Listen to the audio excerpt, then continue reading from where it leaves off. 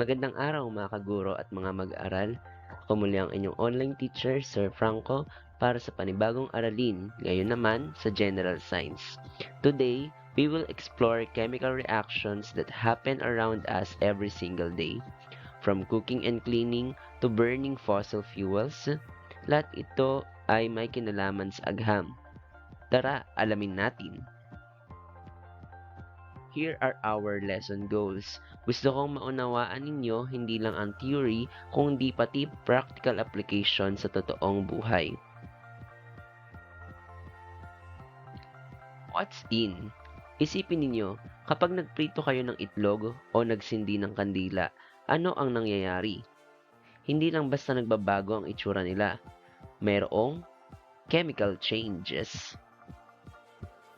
Para sa mga teachers na nanonood nitong aking video lesson, pwede niyong gawin ang laboratory activity na ito. Each group will be assigned to a station that represent the types of reaction. Each group will perform the experiment in each station in 7 to 10 minutes. Station 1, for synthesis, steel wool soaked in warm water and then exposed to air. Station 2, when baking soda is heated. Station 3, react vinegar with baking soda to observe an acid-carbonate reaction. Station 4, when an acid reacts with aluminum foil. Station 5, burning a small alcohol-soaked cotton ball under controlled conditions. So predict, observe, explain. The learners will have to predict what will happen if these reactions or experiments are done, and then observe what will happen, and they will write their explanation based on their observations. After the experiment assigned to each group, the student will complete this table. So they will write their station number, the materials used, and what product did they predicted, observation, and explanation. Then they will answer the following guide questions. How did the actual results compare to your predictions? What did you learn from this? Why do you think the reaction happened the way it did? And can you explain why your prediction was correct or incorrect? Let's move to our discussion. What are chemical reactions? Kapag sinabi nating chemical reaction, ibig sabihin may nabubuong bagong substance. Hindi lang ito pagbabago ng itsura katulad ng physical change, kung hindi tunay na bagong substance ang nabubuo. Meron tayong 5 pangunahing types of chemical reaction: combination, decomposition, single, at double replacement, at combustion. Madali lang kung i-connect natin sila sa mga real-life examples. Let's start with combination or synthesis reaction. Dito, may dalawa o higit pang substances na nagko-combine para makabuo ng isang product. Ang formula niya nga, A plus B is equal to AB. Kapag dalawang bagay ay nagsama para maging isang bagong bagay, iyon ay synthesis. Parang lab team, dalawa sila pero ang ending nagiging isa. Ano ba ang mga karaniwang example nito? Halimbawa ay ang pagkakaroon ng kalawang or rusting. Iron plus oxygen ay nabubuo bilang iron oxide. Paghalo ng harina at tubig sa pamagitan ng paggawa ng dough. It creates a new material, though mostly may physical, may chemical bonding din kapag niluto na. Kung ang synthesis ay love team, ito naman ay breakup, ang decomposition. Isang compound nagiging dalawa o higit pa. Ang formula nga nito, AB is equal to A plus B. Everyday example of this include pagkabulok ng prutas. Compounds in fruit break down into gases, acids, and alcohol. Heating baking soda, kung saan yung gas bubbles ay nagiging hangin, kung saan nagiging dahilan upang umalsa ang tinapay. Single replacement, parang may third party may isa pa na papalit sa existing partner ng isang compound. Ang formula nga, A plus BC at magiging AC plus B na iwan sa ere si B. Everyday example nito, iron nil in copper sulfate solution, where iron replaces copper. Zinc plus hydrochloric acid, hydrogen gas is released. Imagine, dalawang couples naman na nagpalit ng partners. Iyon ang double replacement. These were exchange of ions between compound occurs. The formula is AB plus CD yields to AD plus CB. Ano ba ang pangkaraniwang example nito? Soap scum formation. Calcium ion in hard water plus soap ions will yield to insoluble precipitate. Another example, mixing vinegar or acid plus baking soda, which is a base, produces salt, water, and carbon dioxide bubbles. Kapag may nasusunog at may apoy, siguradong combustion yan. Lagi itong may oxygen at heat. Halimbawa, pagsisindi ng kandila, pagluluto gamit ang LPG. Ang formula nito is fuel plus oxygen will yield to carbon dioxide plus water. Ang chemical equation ay parang recipe ng reaction. Nakalagay rito ang reactants at products, kung sino ang pumasok at kung sino ang lumabas sa reaction. Example, we have here the combustion of methane gas. Ganito ilarawan ang chemical equation.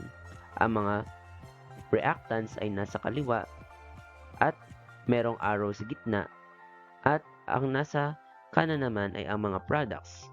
Sige nga, i-check natin ang understanding ninyo. Tukuyin kung anong type ang bawat reaction na nakalagay dito. Number 1, that is combination or synthesis. May dalawang substance which is hydrogen and oxygen na nag-combine para mabuo ang water or one product. Number 2 is decomposition. One substance breaks down into simpler substance. So, yung calcium carbonate ay naghiwalay. Naging calcium monoxide plus carbon dioxide. Single replacement naman para sa pangatlong reaction, one element replaces another compound. Okay, so kanina, iron plus copper sulfate, naging ferrous sulfate plus copper. Number 4, combustion. Because nagkaroon ng burning with oxygen para makapag-release ng energy. And lastly, double replacement, yung panglima, dahil nagkaroon ng exchange of ions between compounds.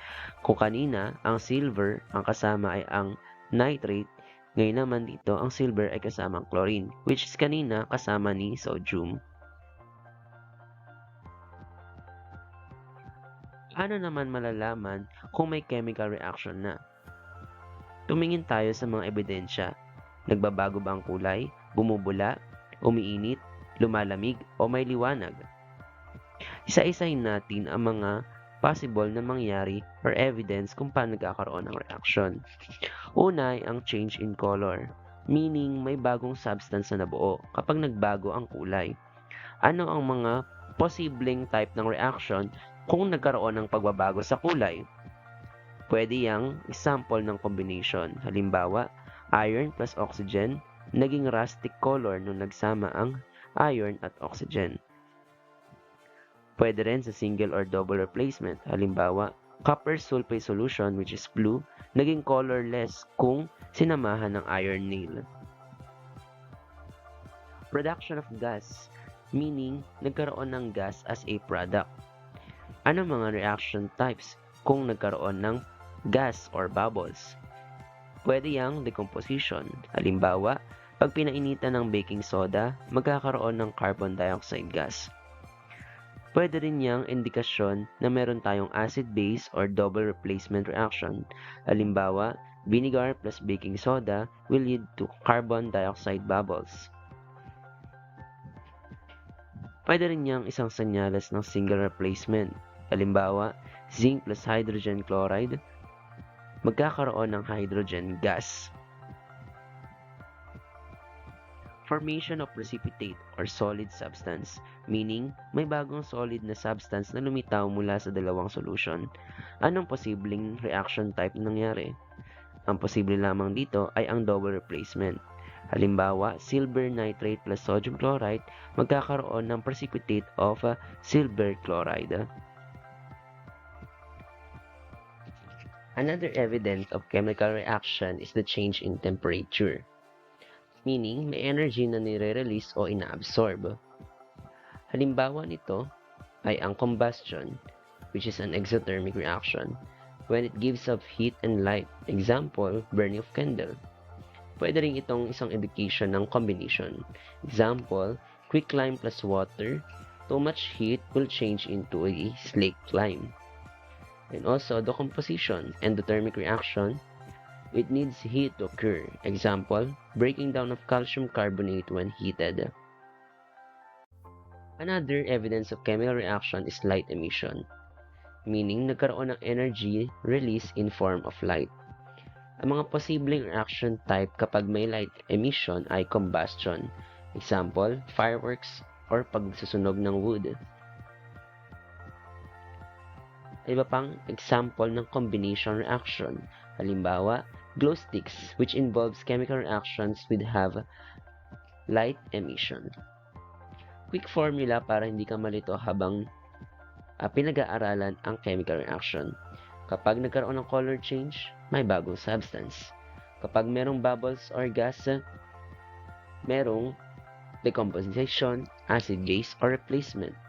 Kapag may heat or light, combustion or energy-related reactions. Kapag nagkaroon ng precipitate or solid forms, meron tayong double replacement reaction. Halos lahat ng ginagawa natin sa bahay ay may kasamang chemical reaction sa pagluluto, paglilinis o pagsisiga, o sa paggamit ng mga fuel. Yan ang mga everyday examples ng chemical reactions. Meron din tayong mga simple experiments na pwedeng magpakita ng mga chemical reactions. Halimbawa, yung mga nababanggit na kanina, vinegar plus baking soda, which shows acid-base reaction or double replacement. Electrolysis of water, which is an example of decomposition. And burning of candle, which shows combustion. Class, kapag gusto ninyong malaman kung anong chemical reaction ang naganap, tingnan lang ang mga clues. Kapag nagbago ang kulay, ibig sabihin may bagong substance. Kapag may bula o gas, maaring decomposition, replacement, o acid-base reaction. Kapag uminit o lumamig, usually combustion or energy-related reaction. At kapag may nabuo na solid mula sa dalawang liquid, that's a precipitate, karaniwang double replacement. Lastly, kapag may ilaw apoy, siguradong combustion. Gawin ninyong parang detective work, hanapin ang ebidensya. At class, para mas madali, isipin ninyo parang itong decision game. Gamitin natin ang ginawa kong flowchart na ito. Una, may apoy ba? Kung oo, combustion agad. Kung wala, tanong ulit, nagsama ba? Combination yan. Naghiwalay ba? Decomposition yan. May pumalit, single replacement yan. Nagpalitan, double replacement. Kung wala sa apat, hanapin ang mga clue. Nagbago ba ang kulay? May bula ba? Uminit o lumamig ba? O may solid na lumitaw? Yan ang mga detective signs na siguradong may chemical reactions. Tignan natin ang mga nasa larawan na ito. Gumawa ako ng English and Filipino version para mas madali ang guide ninyo at makapag-decide kung anong type ng reaction ba meron sa isang substance. Ang una nyong gagawin ay syempre, obserbahan ang senaryo. Question number 1. May apoy, init o liwanag ba? Kung yes, ang sagot kagad dyan ay combustion. Kung no, proceed tayo sa question number 2. Dalawang substance ba ang nagsama? Kung yes, combination automatic yan. Kung no, proceed tayo sa question number 3. Isang substance ba ang naghiwalay? Kung yes, decomposition yan. Kung no, proceed tayo sa question 4. May element ba na pumalit? Kung yes, yan ay single replacement. Kung no, proceed tayo sa question 5.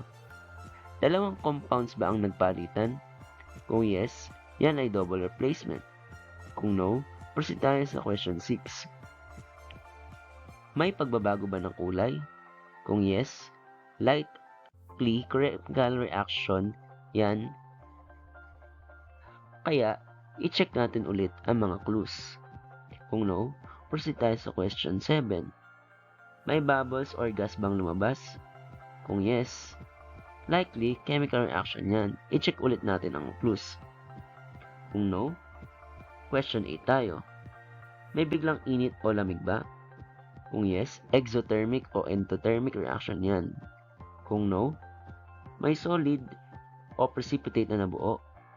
Kung yes, double replacement yan.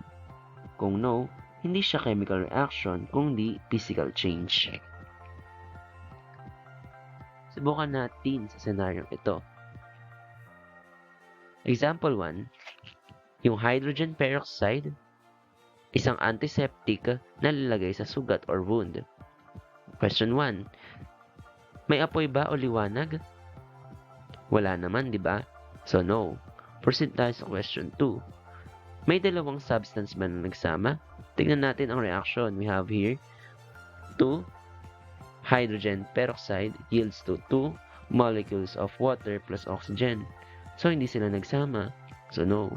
Proceed tayo sa question 3. May isang substance ba na naghiwalay? Yes, di ba naghiwalay ang hydrogen and oxygen? So dahil yes, ang sagot natin ay decomposition. Kapag nilagay ang hydrogen peroxide sa sugat, bumubula ito dahil naglalabas ng oxygen gas. Dahil galing lang ito sa isang substance na nahati sa dalawa, ito ay decomposition reaction. Example 2. Rust forms on iron tools. Nagkakalawang ang mga bakal. Question 1. May apoy o liwanag? No. Question 2. May dalawa bang substance na nagsama? Tignan natin. We have here iron plus oxygen plus water. Ang nabuo ay rust. So yes. So dahil yes, ang sagot natin ay synthesis or combination reaction. Kapag nabasa at naiwan ang bakal, nagsasama ang iron, oxygen at tubig para bumuo ng bagong compound na kilala bilang kalawang. Dahil pinagsama ang mga substances, ito ay synthesis reaction. Let's have another example. Eggshells plus vinegar. May apoy ba o liwanag? Wala naman, hindi ba? So proceed tayo sa question 2. May dalawang substance ba na nagsama? Tignan natin. Dito sa reaction ay nagkaroon ng paghihiwalay. So that is no. Proceed tayo sa question 3. Isang substance ba ang naghiwalay? So, that's no. Proceed tayo sa question number 4. May element ba na pumalit? Wala namang element na pumalit dahil yan lang din naman ang mga elements sa present dito. So no ulit. May dalawang compound ba na nagpalitan ng mga elements at may gas na lumabas? Tignan natin, may gas na lumabas yung carbon dioxide at nagkaroon ng palitan ng mga elements. So yes, so ang sagot dito ay double replacement reaction. Okay? Kapag nilubog ang eggshell sa suka, nakikita natin ang paglabas ng bula. Ito ay dahil nag-react ang acid o vinegar at carbonate or eggshell kaya nagkaroon ng palitan ng ions at paglabas ng carbon dioxide. Kaya ito ay acid-carbonate reaction, isang uri ng double replacement reaction. Magsagawa tayo ng isa pang activity. So mag-identify kayo ng 3 examples of chemical reactions happening in your home. Write the reactants and products if possible, and determine the type of reaction that happened using the flowchart that I have presented to you. Sa kabuuan, halos lahat ng aspeto ng ating buhay ay may kasamang chemical reaction, kaya mahalaga na naiintindihan natin sila. Ang mga evidence na nakikita natin sa mga chemical reaction will help us identify kung anong type ng reaction ang nangyayari sa mga chemical reactions na ito. Let's have a quick quiz to test kung gaano nyo naintindihan ng lesson. Let's have part 1. Determine the type of reaction present in each situation. First, we have barbecue grill, burning charcoal or wood.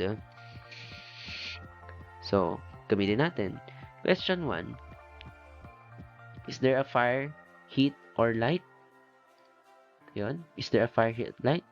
Of course, that is burning a charcoal wood. So, automatic, yes. Ang sagot natin dyan ay combustion. Next, a banana turns brown when left. Meron bang light? Wala. Okay. Meron bang substance na nag-combine? Wala. Does the substance break apart? So yes, dahil nagkaroon ng pagbabago sa kulay.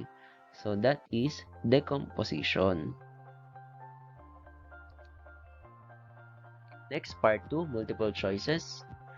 Number 1, at a campsite, a hiker lights a dry piece of wood on fire. As the fire burns, the wood turns black, releases heat and light, and produces smoke. Which observation best indicate that a chemical reaction has taken place? So the answer is letter B. The fire gives off heat, light, and smoke. Number 2. You are tasked to help a family that has a clogged kitchen sink. They have vinegar and baking soda at home. Why is it the reaction between vinegar and baking soda considered useful in such real-life situation? Letter C. It can be used as a cleaning agent or to unclog drains. Diba, ginagamit natin yung baking soda sa paglilinis ng lababo. Last, you are part of a community project addressing the harmful effects of traditional combustion-based cooking. Example, using woods or charcoal. Which of the following options best reflects a scientifically sound and sustainable recommendation for reducing harmful emissions while maintaining efficiency, and why? So C. Adopt solar-powered or biogas stoves as they minimize incomplete combustion and reduce carbon emissions. For your assignment, palawakin ang pag-aaral ninyo. Hanap ng example ng chemical reaction sa kalikasan at medisina.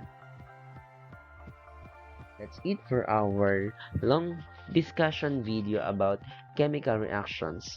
I hope you learned well in this discussion video, and I give thanks to the development team of the Learning Exemplar kung saan ibinase ang discussion video na ito.